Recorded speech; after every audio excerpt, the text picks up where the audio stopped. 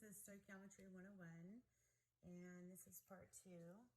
These are notes for general chemistry, and the topic is the Stoichiometry Map. And I'm just going to draw a map. I hope that will allow you to follow along with calculations. And what we want to start with are two boxes in the middle of our page. And on the left one, we're going to write moles known. And on the right one, we're going to write moles unknown. So at its heart, every stoichiometry calculation must have a transition between moles of substance that you're given and moles of substance that you're asked about. And to go between the moles of substance given and the moles of substance asked about, you multiply by the mole ratio. And that's going to be your coefficients for your unknown substance on top over your known substance on the bottom. And I'll give an example of this in a practice problem. So we're going to go back to our combustion of propane. C3H8 plus O2 makes CO2 plus H2O. And our balance coefficients go 1, 5, 3, 4. And we'll ask as an example, how many moles of CO2 are produced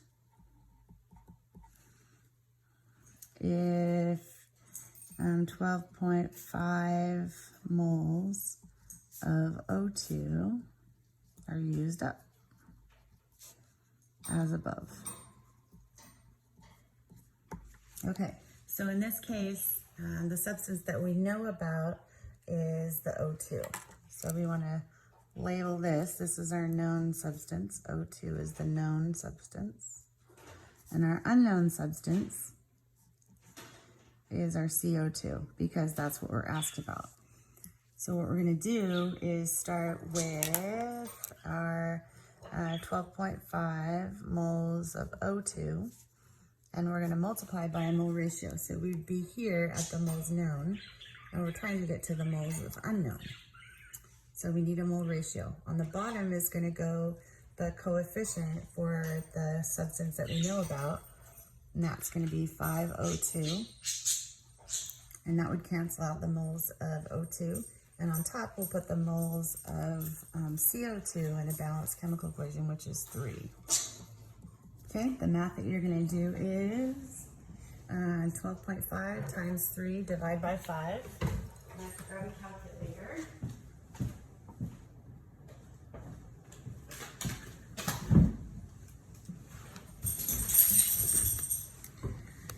So we're going to go 12.5 times 3 divided by 5, and we get 7.50 moles of CO2. So we started at moles, and we ended at moles. So this is called a moles to moles calculation.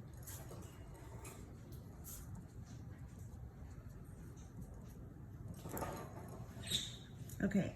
Now, we're not always given moles, and so we could be given grams. And if you're given grams or you're asked for grams, then you have a step before the mole ratio or a step after the mole ratio. So if you're giving grams of a substance, then the first thing you have to do is convert those grams to moles.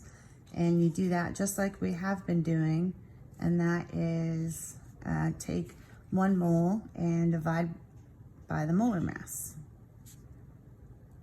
of the known substance. And if you're asked to answer in grams,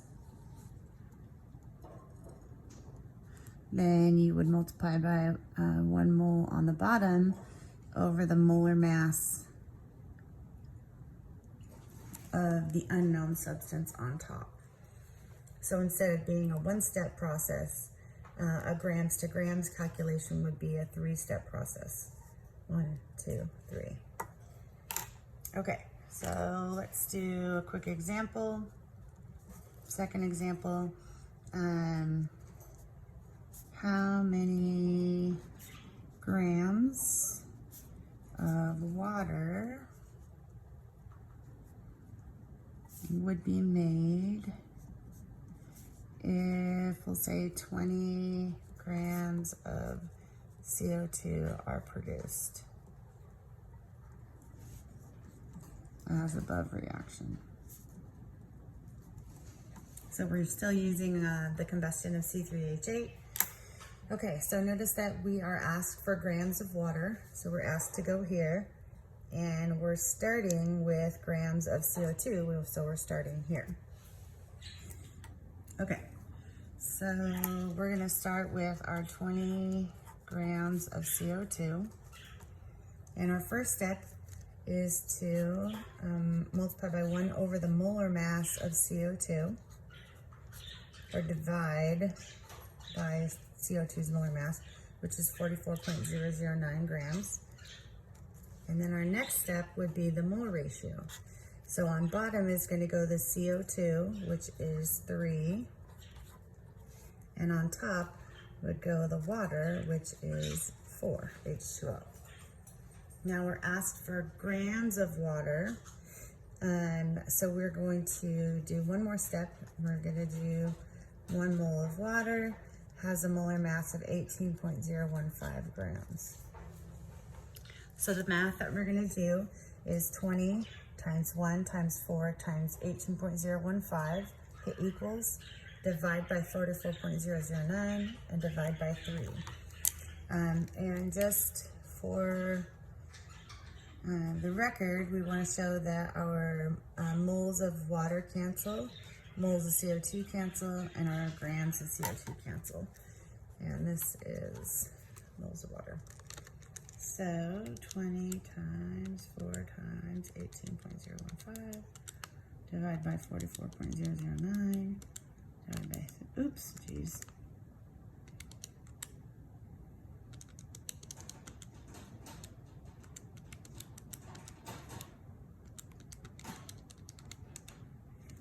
Okay, and that comes out to be 10.9 grams of water. And this is an example of a grams to grams calculation.